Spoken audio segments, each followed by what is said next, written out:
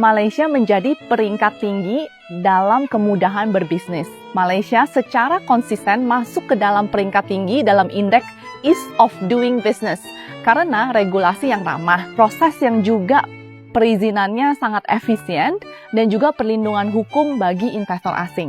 Jadi banyak sekali foreigners yang can easily bisa invest di Malaysia.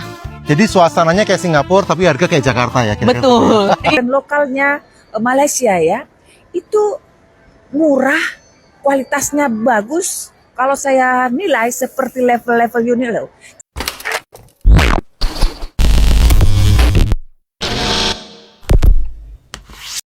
Hai, halo geng, assalamualaikum warahmatullahi wabarakatuh. Berjumpa kembali dengan saya Zainal Story. Sebelum video ini saya mulai, gimana kabarnya kalian semua? Semoga semua yang menonton video ini baik-baik saja, dimurahkan rezekinya, selalu berpikiran yang positif dan dijauhkan dari mara bahaya oleh Tuhan Yang Maha Esa. Ada beberapa pengusahawan wanita Indonesia yang sangat hebat. Dia orang itu pergi ke Malaysia. Setelah di Malaysia ternyata banyak perbedaan-perbedaannya, geng. Dan Malaysia itu menurut dia orang berhasil meraih investor-investor asing dari luar negara lebih memilih Malaysia karena merasa nyaman. Dari segi penjualan produk lokal Malaysia itu dijualnya jauh lebih murah daripada Indonesia dengan brand yang sama. Berikut wanita pengusaha Indonesia ini berikan fakta-fakta tentang bocoran strategi Malaysia yang mampu ataupun berjaya untuk mengembangkan produk-produk lokalnya. Ini yang patut kita introspeksi diri, dan kenapa Malaysia itu bukan dipersulit, tapi semuanya usahawan-usahawan sana itu disupport oleh kerajaan dan sangatlah dipermudah. 3 fakta menarik mengapa perusahaan-perusahaan besar berinvestasi di Malaysia. Yang pertama, infrastruktur yang berkembang. Jadi Malaysia memiliki infrastruktur yang modern, termasuk jaringan transportasi yang baik, teknologi komunikasi canggih, dan kawasan industri yang mendukung bisnis. Kedua, tenaga kerja yang berkualitas. Jadi dengan populasi yang terdidik dan juga biaya tenaga kerja yang kompetitif dibandingin Singapura atau Hong Kong, Malaysia memang menjadi pilihan menarik bagi banyak perusahaan. Nah, ketiga, Malaysia menjadi peringkat tinggi dalam kemudahan berbisnis. Malaysia secara konsisten masuk ke dalam peringkat tinggi dalam indeks Ease of Doing Business karena regulasi yang ramah, proses yang juga perizinannya sangat efisien, dan juga perlindungan hukum bagi investor asing. Jadi buat kalian yang baru memulai untuk berbisnis atau berinvestasi di luar negeri, boleh ngelirik Malaysia. Pak Daniel, baru pertama kali ke KL, kesannya apa nih?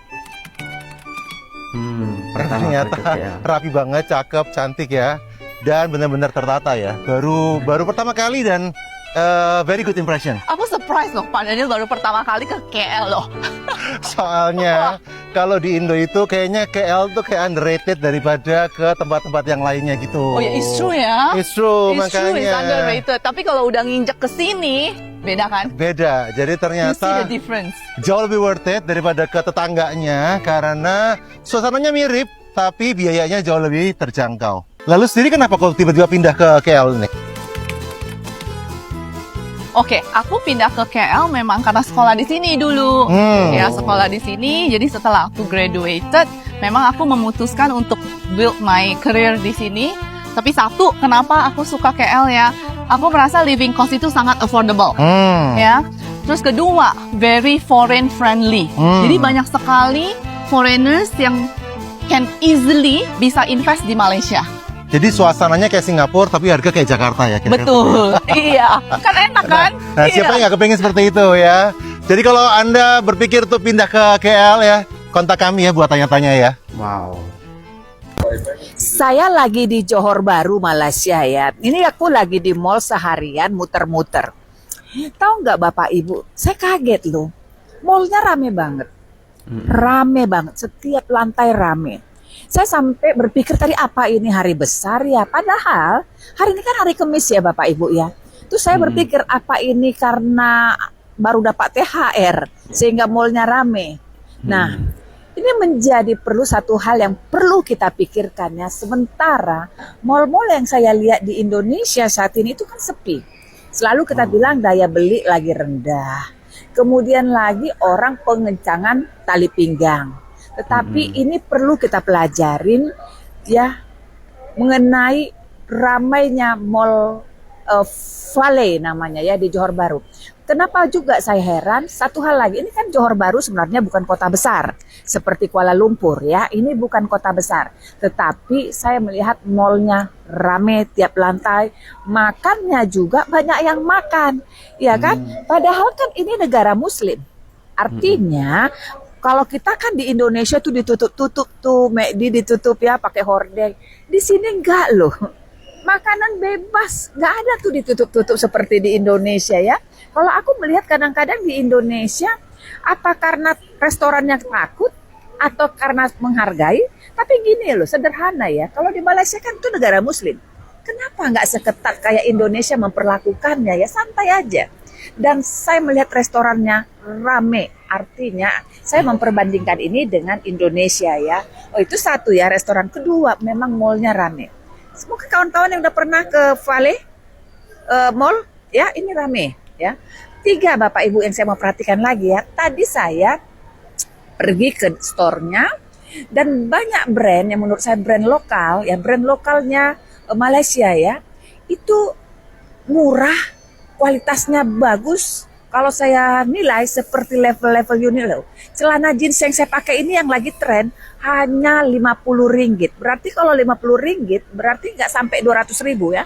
Padahal saya kasih tahu produk yang sama, kualitas yang sama, brand lokal di Indonesia kalau kelas sudah mall, level mall-mallnya Senayan City tidak akan dapat harga 200.000 celana jeansnya. Celana jeans yang saya pakai ini bentuk brand lokal, quality bagus. Saya tahu quality ya Bapak Ibu. Kenapa murah ya? Dia tadi namanya brand outlet ya, brand outlet.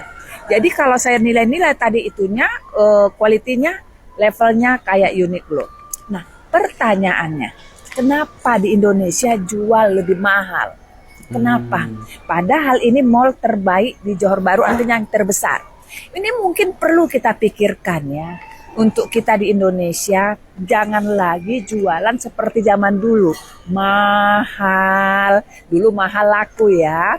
Nah, aku juga celana yang sama saya beli di ITC Mangga 2 nih. Saksi ya, 500.000. Saya kaget tadi di mall terbesar di Johor Bahru. Harganya hanya RM50, ya, ekuivalen nggak sampai 200.000. Nah ini yang perlu kita introspeksi ya Bapak Ibu semua para pedagang seluruh Indonesia. Apakah sewa mallnya di sini murah kalau dibanding dengan di Jakarta? Nah ini aku kurang tahu ya mengenai sewanya ya. Tetapi memang zaman sudah berubah. Kalau mahal-mahal kita jual ya kita kalah sama online. Menurut saya ya. Celana yang sama nih yang saya pakai juga saya lihat di online ya. Di online kira-kira barang yang saya pakai celana ini itu kira-kira mereka jual 150 deh di online. Sementara ini di mall. Akhirnya tadi saya beli 3 warna. Saya kan tipikal orang kalau cocok sama satu barang ada 5 warna, 5-5-nya saya ambil. Itu tipe saya. Nah, hal yang menurut kita perlu dipertimbangkan adalah Bapak Ibu adalah kita sekarang kalau mau jualan ya harganya harus layak. Terus kemudian jangan lagi main tawar-menawar. Kemudian ada rasa nyaman.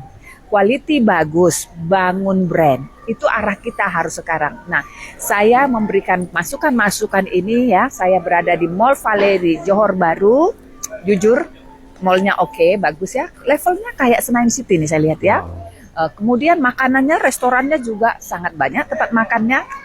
Kemudian di sini kalau nggak salah Sogo tadi Pak ya, Dep Store ya. Nah di sini ada Sogo ya, tetapi yang saya lihat, saya nggak sebut itu factory outlet, tapi kelihatannya memang brand-brand lokal bagus, kualitinya, harganya murah. Mau saya spill celananya, contoh ya, saya spill dulu ya.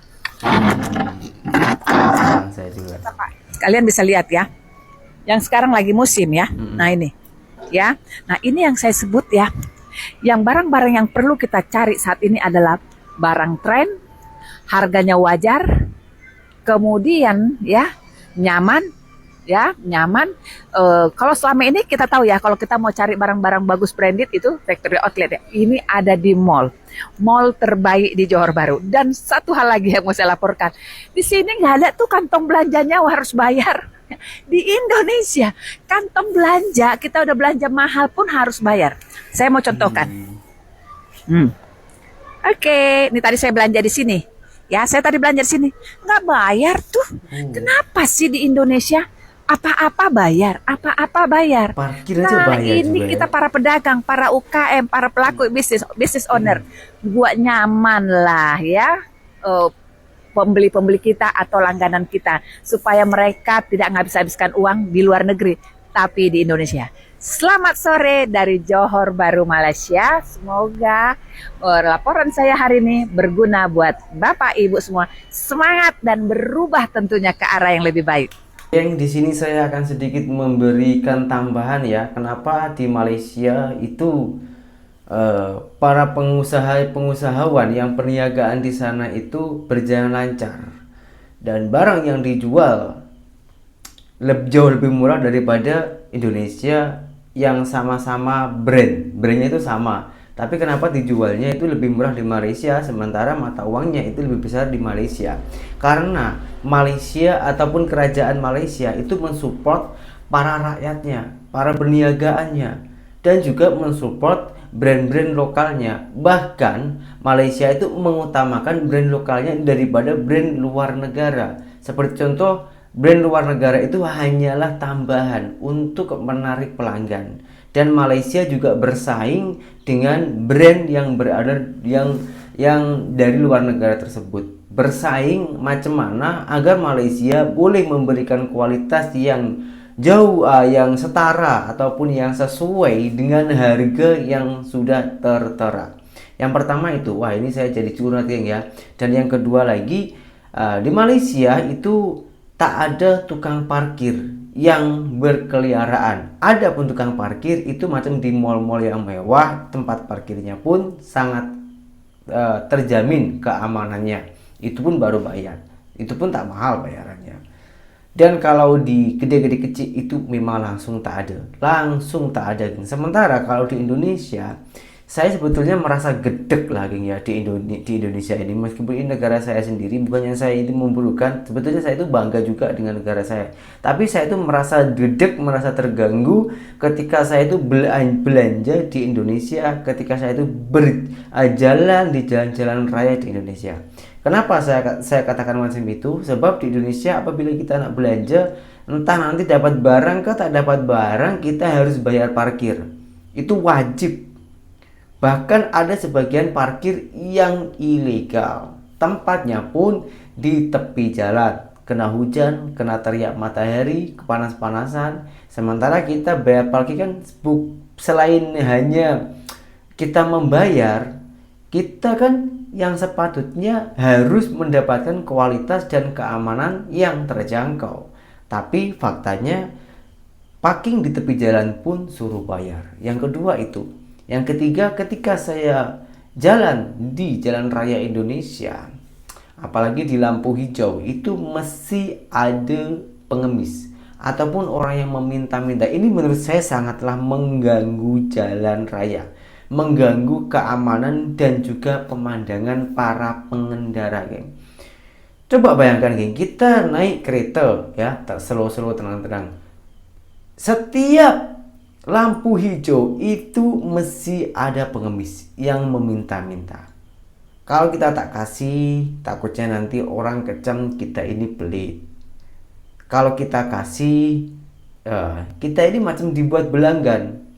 Jadi setiap ada orang yang memakai kendaraan roda 4 ataupun kereta, mobil ya, itu mesti didekati oleh para pengemis yang tersebut. Nah, katanya Indonesia ini tegas. Di mana ketegasannya ini, geng? Yang sangatlah mengganggu masyarakat pengendara jalan ini, geng. Ini yang membuat saya itu merasa gedek, merasa terganggu apabila pergi ke jalan-jalan raya, geng. Tahu sendiri lah ya, di Indonesia ini lampu hijaunya itu banyak sangat. Dan setiap pemberhentian lampu hijau itu geng, ataupun lampu merah ya, itu mesti ada pengemis.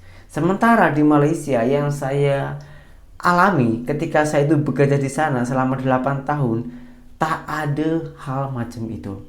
Apabila ada, lalu ada masyarakat yang merekod ataupun merekam, nampak oleh pihak kerajaan, langsung kena tindak lanjut ataupun langsung kena tangkap. Setegas itukah Malaysia? Kalau korang mempunyai pengalaman, bolehlah kita sharing-sharing di sini bersama, kita diskusikan. Ya, kita ini saling belajar ya, saling tukar pengalaman. Bukan hanya kita nak bangga dipuji, ataupun kita bukan tumbang juga untuk dihina. Tapi di sini kita sharing-sharing, cari pengalaman, cari ilmu bersama. Karena mencari ilmu itu tak harus sekolah, tapi kalau sekolah sudah pasti mencari ilmu. Sekian, terima kasih dari saya. Assalamualaikum warahmatullahi wabarakatuh. Bye bye.